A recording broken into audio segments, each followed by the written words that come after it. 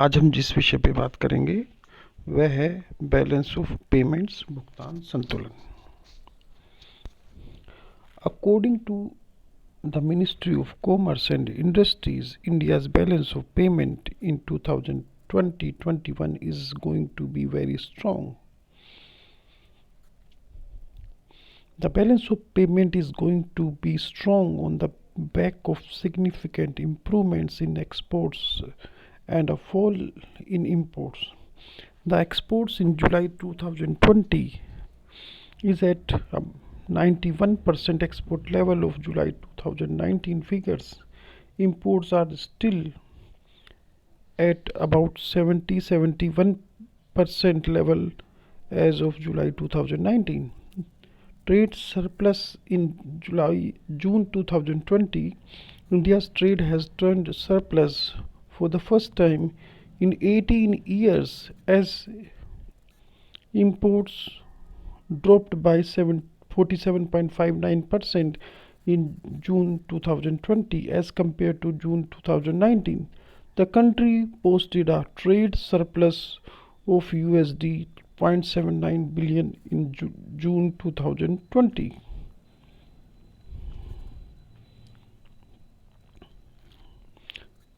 Domestic manufacturing being boosted. The government is taken steps to support and promote domestic manufacturing and industry.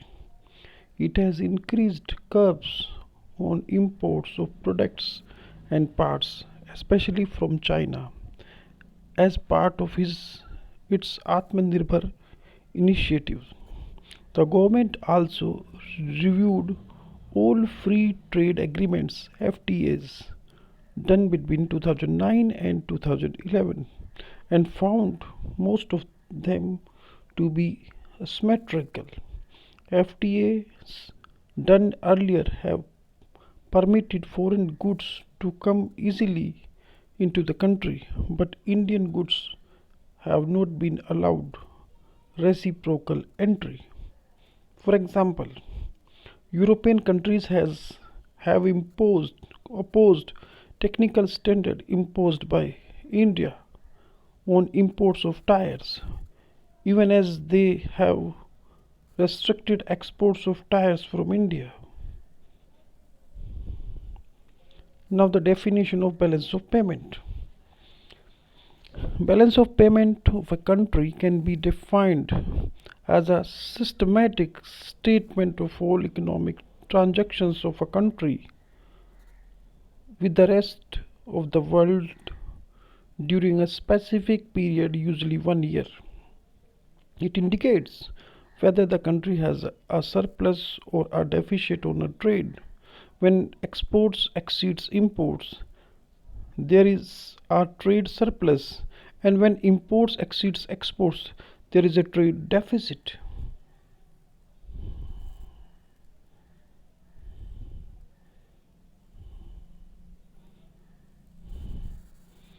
Purpose of calculating balance of payment reveals the financial and economic status of a country, can be used as an indicator to determine whether the country's currency value is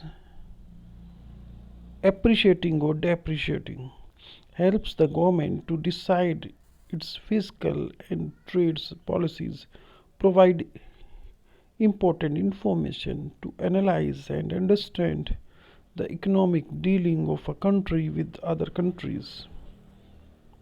Components of balance of payment. For preparing balance of payment accounts, economic transactions between a country and rest of the world are grouped under current account, capital account, and errors and omissions. It also shows changes in foreign exchange reserves. Current account, it shows exports and imports of visibles, also called merchandise or goods represent trade balance, and invisibles, also called non-merchandise. Invisible include service transfers and incomes.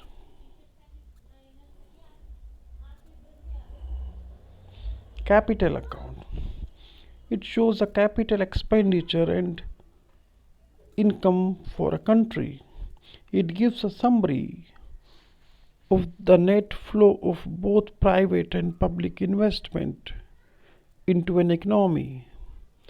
External commercial borrowings ECB, foreign direct investment, foreign portfolio investment, etc., form a part of capital account.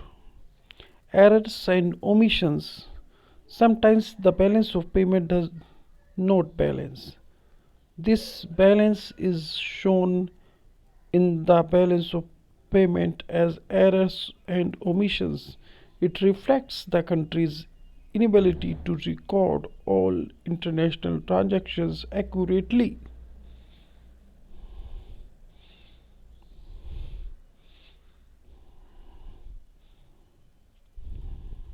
A chart, balance of payment, current account and divided into current account and capital account, current account divided between visible and invisible. Visible items like crude oil, cars, mobiles, computers, gold, etc. It is imports minus exports, or it showed balance of trade or trade deficit. Invisible items includes services, incomes includes profits, interest, dividends, and transfers, remittances, donations, and gifts. Capital account, investment, FDI, FII, loan, government ECBs, or bank account NRIs. According to data released by the Department of Promotion and Industry and Internal Trade (DPIIT), total foreign direct investment in India increased by 18% to $73.4 billion in 2019-90 financial year. DPIIT is under the Ministry of Commerce and Industry. Key points. Total FDI has doubled from the year 2013-14, when it was only 36 billion. The total investment by foreign institutional investors was $247 million. The sectors that attracted the most foreign inflow during 1920 included services, computer software and hardware, telecommunications, trading and automobiles.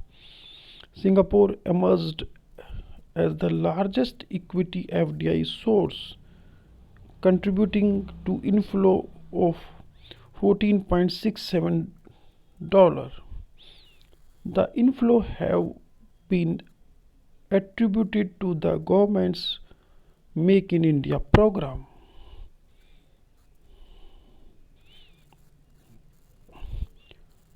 Foreign institutional investment or investors.